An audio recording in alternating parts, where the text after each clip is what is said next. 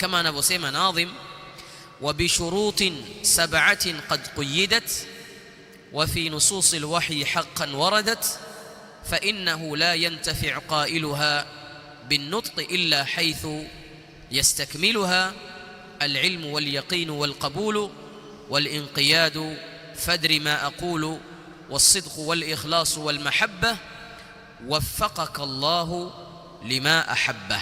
haya ndio masharti ya la ilaha illa Allah. Kwanza alilm, ujue nini maana ya la ilaha illa Allah, yeye la maabuda haqqun illa Allah subhanahu wa ta'ala, hakuna anayefaa kuabudiwa kwa haki isipokuwa Allah subhanahu wa ta'ala. Ilm alladhi yunafi aljahl, elimu ambayo inapinga ujahil, kwamba wewe wasema la ilaha illa Allah lakini hujui maana yake.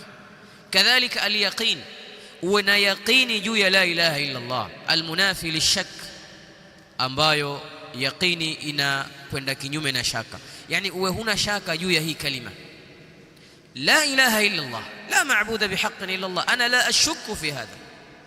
Kadhalika alqabul almunafi lirad, ukubali kila ambacho kwamba la ilaha illa Allah inakwambia wewe ufanye, wala ufai kurudisha kitu chochote kitu ambacho la ilaha illa Allah inakwambia wewe ufanye, la tarud. Walinqiyad almunafi litark, uwe na inqiyad, kunyenyekea. La ilaha illa Allah imekwambia fanya hivi, tanqad, sema mimi bwana hapo sijakubaliana nayo.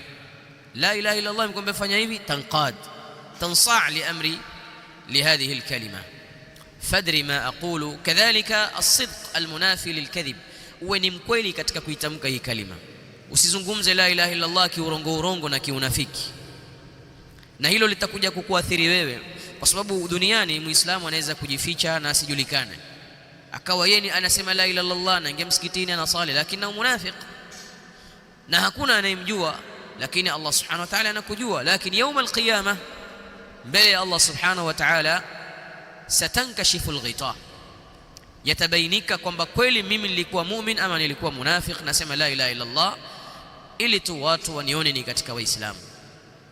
Walikhlas, kadhalika wana alikhlas almunafi lirriya, usiseme la ilaha illa Allah kwa riya, khalisan min wajhi liwajhi Allah alkarim. Kadhalika walmahabba, kuipenda hii kalima la ilaha illa Allah, uipende la ilaha illa Allah na uwapende wale wenzako wanaosema la ilaha illa Allah, kuwapenda waislamu wenzako. Wa hadha ma yusamma bilwala, alwala li ahli at-tauhid, kuwapenda kila ambaye ni muislamu, kumpenda. Waffaqaka Allahu lima ahabba.